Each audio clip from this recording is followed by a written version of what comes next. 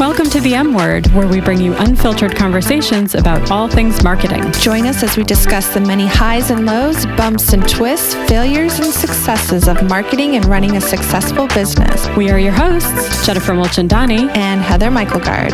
Get ready for an uncensored journey into the world of marketing.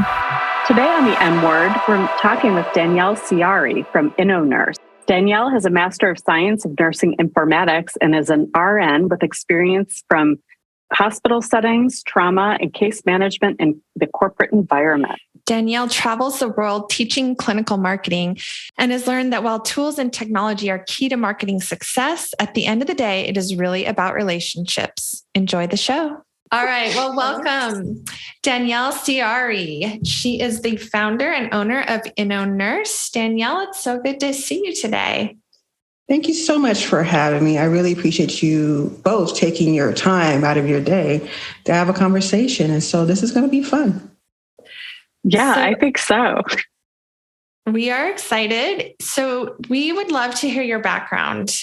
You were a trauma nurse, but you saw a need for something in marketing. Tell us about how you got to where you are and part of your journey. Sure. It's been quite the ride. I got my undergrad in trauma nursing at San Jose State, and I trained at Stanford. And I just traveled the U.S., working at different places, learning how do we care for each other in Vermont, learning about Lyme disease or learning about snake bites in the mountains near Yosemite or scorpions down in Vegas, and, learning how we take care of ourselves in Minnesota during heat waves and different things. And I would travel to other countries and I would see how we take care of ourselves using technology. And I stumbled upon health tech, that it was a thing. I wasn't just making it up. It was a whole field people were doing. And as I was studying it, I learned about marketing and about business at the same time. So I folded it into my education I graduated in 2016, and just writing what I liked, writing what I was seeing live happening. And marketers were drawn to it, and they liked what I was saying. Companies were drawn to it. They were drawn to the story. Because what we do all day in the ER is tell stories, and you have to be a good storyteller. And that's part of clinical marketing. So it's been quite the journey. And I coded and created InnoNurse, and it's an open source health tech library. And I use it as a tool to go around the world and basically market clinical informatics, nursing informatics.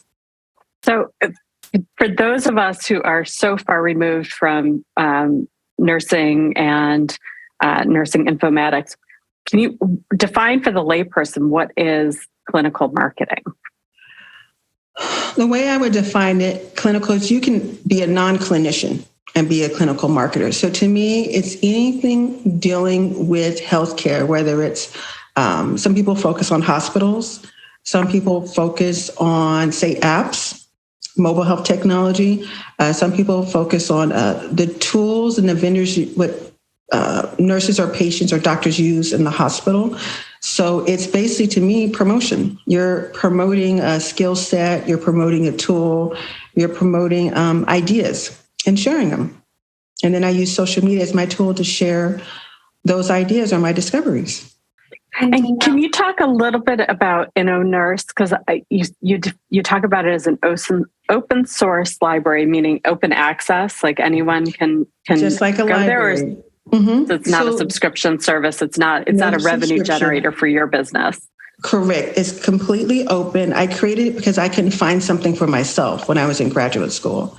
So just like you would go to a public library, it's an open electronic library. And you would think, how does this all fit with nursing? So nursing informatics is a blend of 3 science. So as an advanced nurse, meaning that I have a 2-year master's on top of my bachelor's degree, I can say, hey, this is clinically relevant information. By me coding it, that's the computer science portion. And in informatics, think of it more like the old Dewey Decimal System. So hashtag, and then taking the social media, hashtag is like the topic. So when you search on the site, you can search hospital, or you can search mobile health or mHealth or electronic health, eHealth, to narrow down your search to videos, podcast, articles, and different research. So I kind of do a daily summary, and then using marketing, a cute little picture, and then the hyperlinks, think more informatics. And are you because I'm on your site, and for our listeners, it's InnoNurse.info, correct? Yeah, so I'm in the right place. Innovation, nurse, information. Yeah, so that's the theory behind it. It's great. So are you doing your own data analysis for the articles that you're publishing, or are you curating health news, health science? It's a curation site for the audience. Yeah, okay. It's a curation site, but I'll add in articles that I've written, podcasts that I've been in, things I found interesting. Maybe I find an article in a site called The Conversation. It was really good, written in French, so I contacted the original author and asked, could I translate it in English? Because I thought what was said in there was really valid, but maybe it was going to reach a wider audience because of language barriers. A lot of people in the U.S. do not speak various languages, and I thought it was relevant content and information. So data, yes, I have analytics tied to my website, so I can see how long someone's been on the page, when they were on the page, what kind of tools they were using. And based upon that, in business, I could take that data and create a pivot table, an Excel table. It shows me where in the world, it'll show down to the city of someone where they're looking. So then I could show a potential client, this is the visibility, this is how long someone goes to my site, these are the topics that are the most relevant for the month of the year, this is how many page views that I have. My website is there's different associations. So a website might market me for to come and to speak, and then I can do the link and put it inside InnoNurse. Another example, there are different nursing informatics associations, as well as different health tech associations. So there's one in Canada that is French-based, and they use my website as a tool for their students. So it's an educational open source tool. So it kind of self-markets itself in some ways now. How do you monetize that? The monetization doesn't come from the library. It's like in library, you wouldn't monetize it. Where it comes from is people see the site, they think it's interesting, they find relevant information. Within my website, there is different links where people can respond to me. It's a log, it has security on it. And then they say, I like what you're doing. Can you please come and speak to my organization? Can you please come to my company? We like what you're doing. And we haven't seen a nurse do marketing and then go into other countries, because nursing informatics, it depends on what country you're in. It's different ways of getting there. Someone might have their, what we would say in the US, maybe like an LVN or even associate's degree in one country. Then they might go and get a bachelor's in computer science and then like an MBA. And that's their combination of getting there. So it's my open source tool vehicle to start a conversation. And then it goes from there. So Danielle, tell us more about these courses that you are teaching around the world, really. What is your favorite course, and what's been one of your most interesting locations? One of my favorite courses, I would say, I did a 4-hour course for the American Nursing Informatics Association. That was my first course, so it's probably my favorite. And I just taught everything I knew with 2 other people. And then it was special to me because people had paid to come to the conference. Then they paid an additional fee to come and hear me speak. And I wanted to make sure they got value from it. So then I asked them, you kind of raise your hands or let's do a poll. Did I teach you something new? Was there a new word or new concept? And everyone raised their hand. So that let me feel that what I've learned over the years as a clinical marketer has value to them. I did another course, kind of post-pandemic. We were supposed to do one live. And the response, I actually got written responses. And it was 68 written responses that said the only complaint, it wasn't long enough because went from a 4-hour to 1 hour for the pandemic. Favorite country? So tough. I would say I really like Denmark and Malta. Those are 2 are really nice, really receptive. It's every place has been really receptive. Every event. So it's kind of like I don't know if I could really pick a favorite, but those are really memorable moments to me. So I would imagine that you are able to, through the work that you're doing and prep for your courses, but also the articles that you're curating and the things that you're writing, you can see sort of the trends of where the focus is in the healthcare community or the nursing community and people who want to learn this, the data science side of it. Where does AI fit into all of this? Because I know, like, in my side of the desk, it's everything from, well, can't we just have AI write the social media posts? Can't we just have the AI do the blog post and tell us what's trending and do all our work for us? So where is that showing up in your line of work?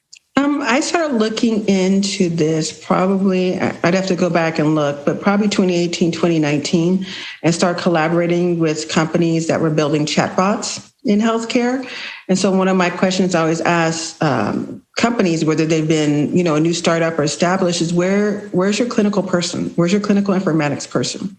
Whether it's a nurse, whether it's a doctor, whether it's a pharmacist, where is that person? Because when I first started, a lot of times there were zero clinicians. I said, you're building, healthcare tools for clinicians, you're building healthcare tools for patients, and you do not have your patient list. There's certain patients that test products. You're building it. Are you building it because you feel there's a need, or you're building it because, it will come, like you're going to find those people? So with AI, I started working with different companies, writing different articles, doing my own research about it, and then presenting that research. And I write what I like, and the companies that hire me know that. It's not, they don't dictate to me and tell me what it's supposed to be. It's like I'm the informed person. I'm writing it from my point of view with the research.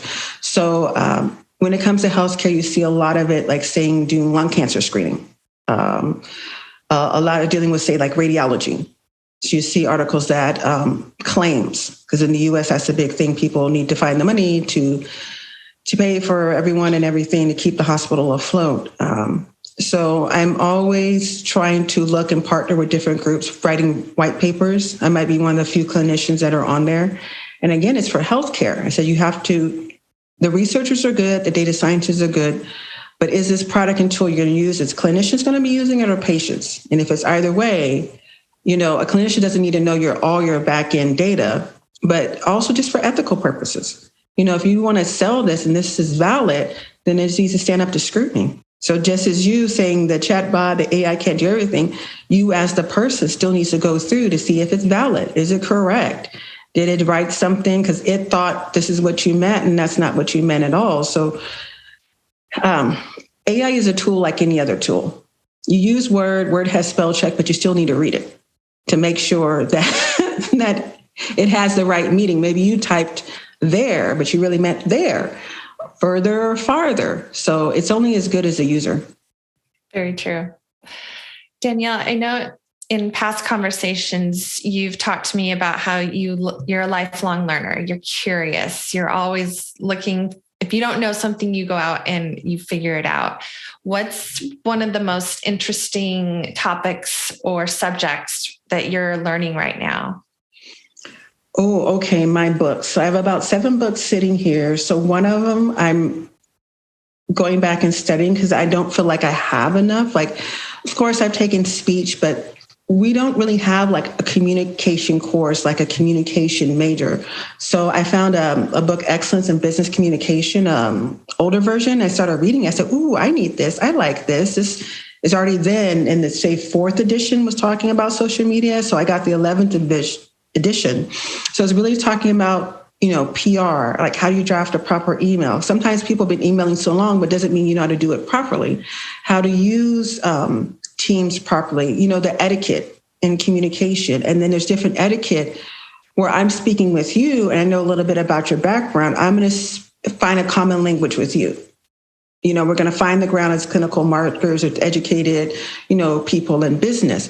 But if I'm talking with a different culture where English is their second or third language and they're speaking as well as me, I have to understand where they're coming from. So it talks a lot about like diversity in writing and knowing your audience.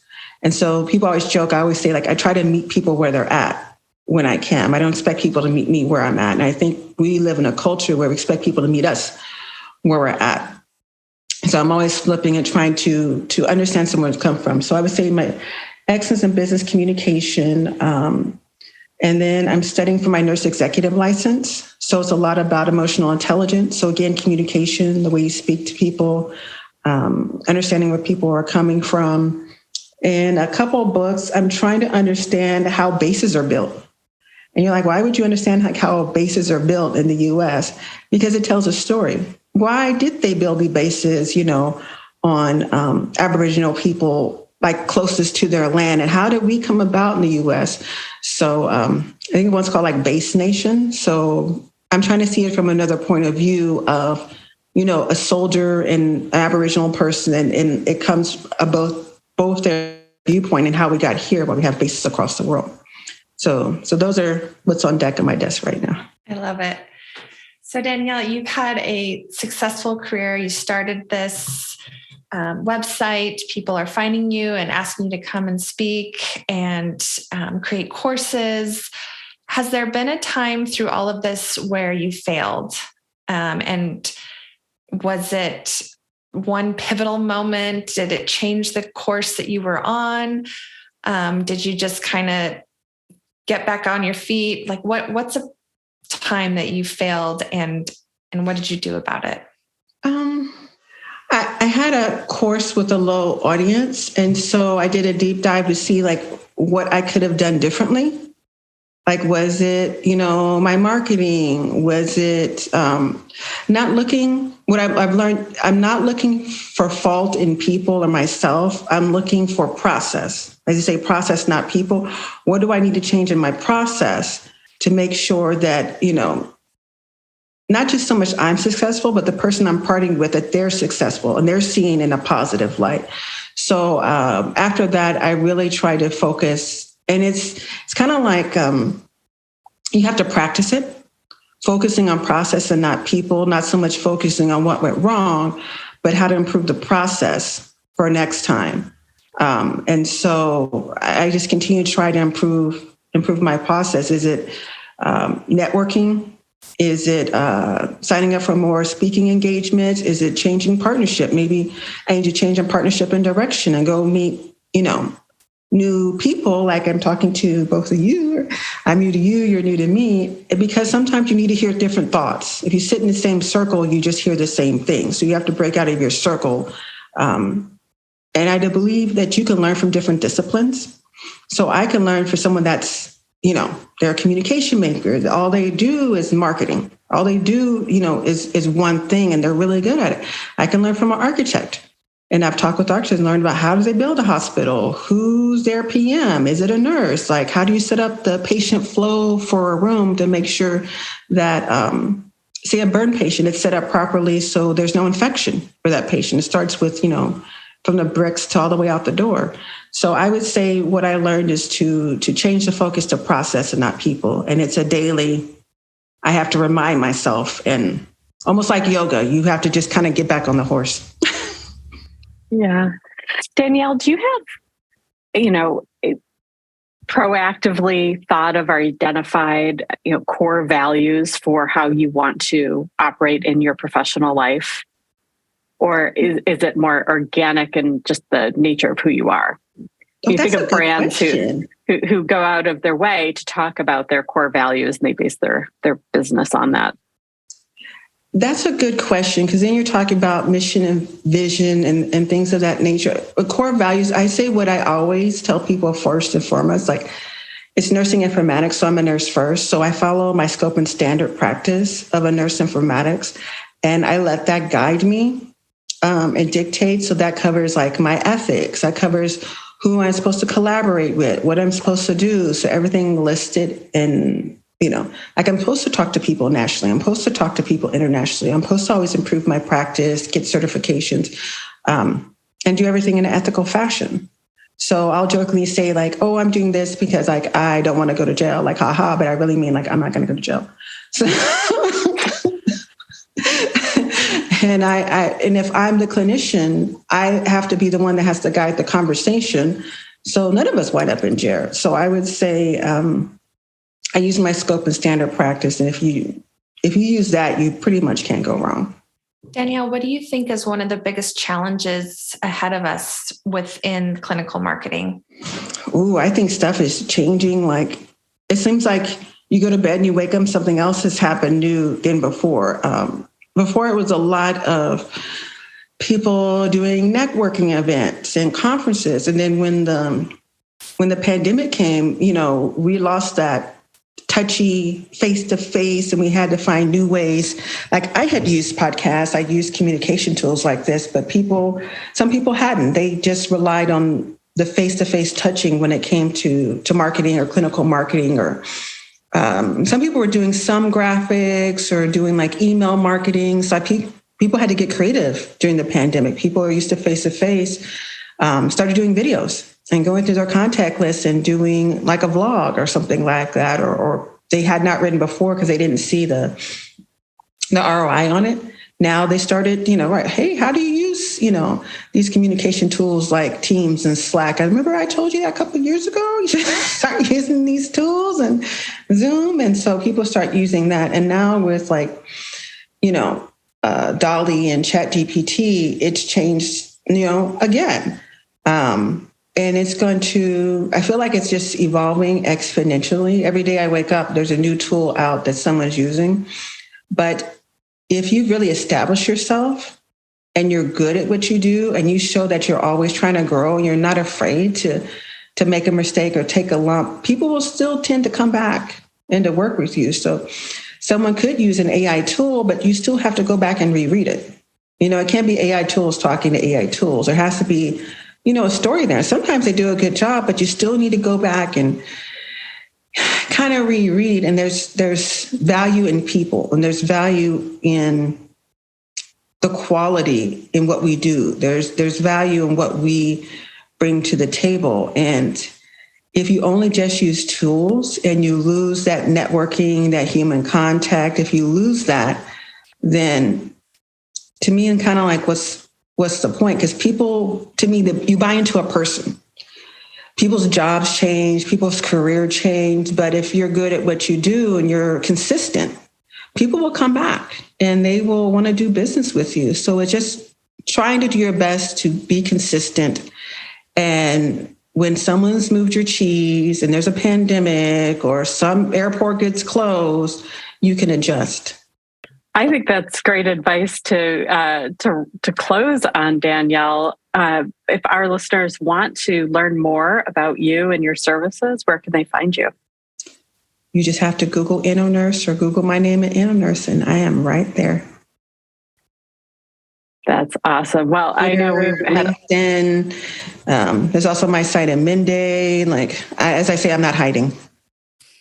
And we'll put some links into the show notes too when we post this. And this has been enlightening. I've learned a ton that I didn't know existed. And I'll say, as the daughter of another RN, this was especially touching to me. And you're a University of Pittsburgh. I know you did your graduate work there, and that's I'm an alum there as well. So I feel a little bit of a kinship with you today.